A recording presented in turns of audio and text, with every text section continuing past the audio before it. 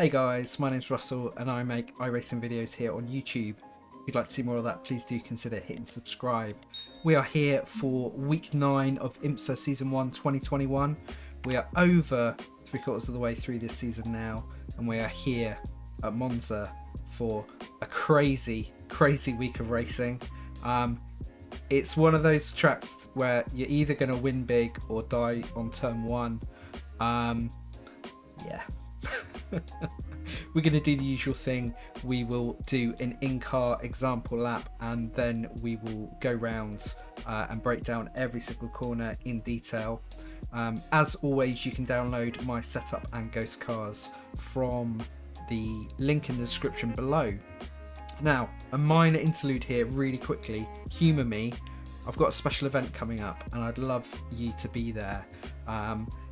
As you might know, the Bathurst 12-hour iRacing special event is coming very soon. It's happening at the end of February, the 26th.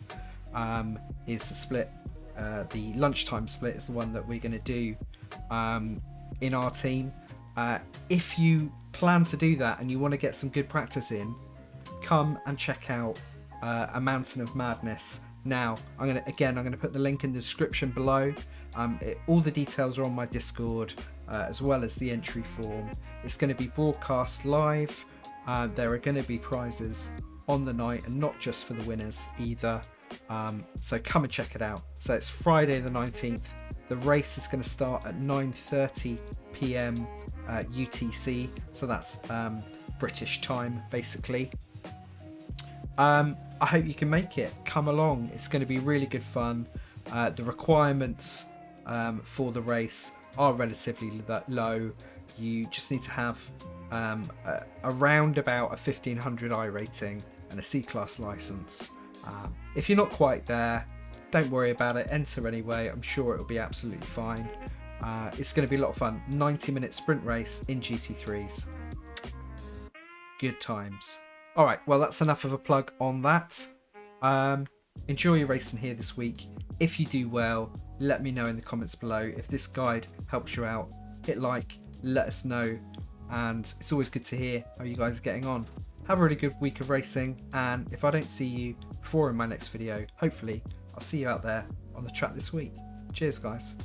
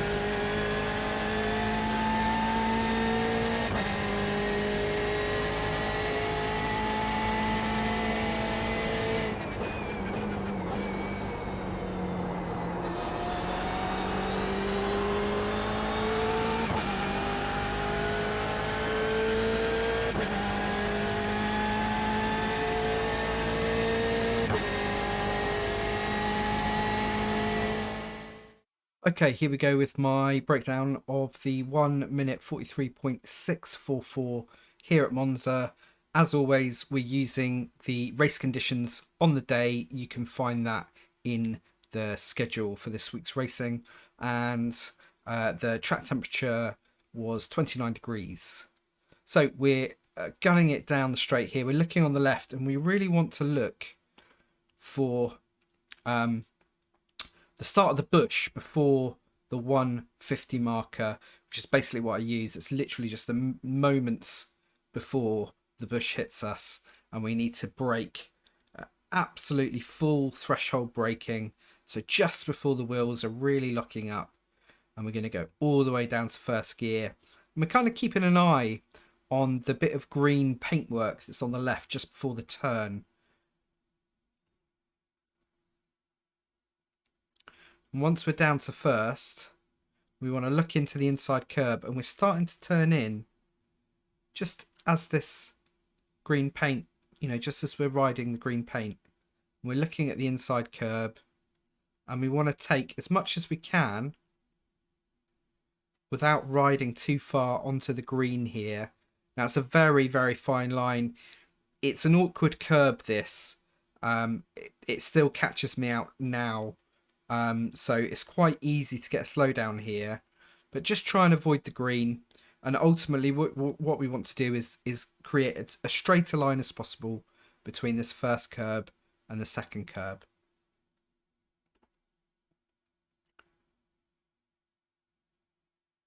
And we're going to ride the red sausage here, and it's going to help the back end just tip round. We've got to be careful on the accelerator. You'll notice how slowly I'm building up the accelerator there. We need to give the car time to turn round before we run out of curb. It's so easy to run onto the sand here, and it's going to cause us problems if we do. We're just going to ride the inside of the course here, using very, very gentle using very, very gentle wheel inputs.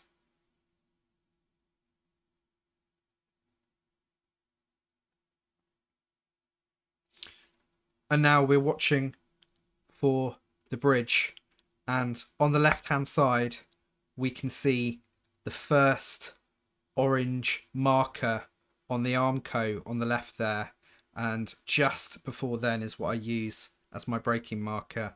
And again, full threshold braking in a straight line here, just like for turn 1. And then when we're hitting the curb on the left, we're starting our turn in. Now on this curb we can take a little bit more of the green paint on the inside of the curb here than we could on the first curb of turn 1. You will still get a slowdown here if you take it too far, but you can be a little more brazen here. And again, we want to try and straight line between the two curbs. And again, we're going to ride a heavy portion of the inside of the second curb. So any more than this and you're going to get a slowdown. The center of the car is still left of the red sausage, and that's very important.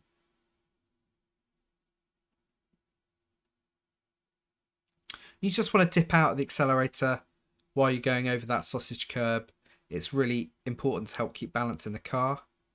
Now, this is where we're braking for the first of the Lesmos, and it's not easy to judge, but it is before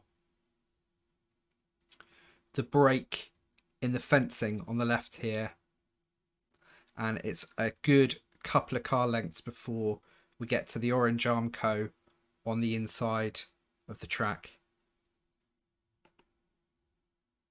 We're down to third. We're trail braking right in quite deep, and then before we hit this next orange patch on the Armco that denotes effectively that, you know, the apex point, we want to be already back on the accelerator, but we are going to build it up nice and steadily. It's quite easy for the back end to get a little loose here, so we want to watch that. We're building the accelerator nice and gently, and we've got no danger of running wide here. Now for the second of these turns, we're going to brake approximately about the 70 mark. So we've got 100 board, we've got 50 board. We want to be kind of 2/3 between those two boards towards the 50. And again, we're going to come down to third, but we're going to throw it in a lot more aggressively here, and we're going to take quite a lot of the green paint on the inside here, and we're also going to be a little bit more aggressive on the accelerator on exit. You can use a little bit of the green paint beyond the curbing, but only a touch. And we're going to keep the car to the left here, and then as the turn comes in, we're going to let the car fade out to the right. And we're looking to the bridge again now. And just before the orange Armco yet again, just before the bridge, we're going to start braking. And we're going to brake quite heavily down into third gear. And we're looking on the right hand side for the curbing to start. And then we're moving our eyes into the left because we're going to take a massive chunk out of the inside curb. Now actually you could take more than I did on this particular lap. It didn't slow me down, but basically what we want to do is we want to take as much out of this initial left-hander to widen up that sweeping right as much as we can. It's a very tricky complex here. So we're turning in aggressively. We're taking a lot of curb. You could have taken more. And then we're just dipping out the accelerator slightly here to keep the car in check. So we're nicely over the right hand side of the track here, approaching the final left here of this complex. Now there is a massive no cut strip in the middle of the apex there. Don't worry about it. We're going to jump straight over it. And we just need to make sure we're nice and straight before we run out of the green curbing there. Let the car drift over to the left.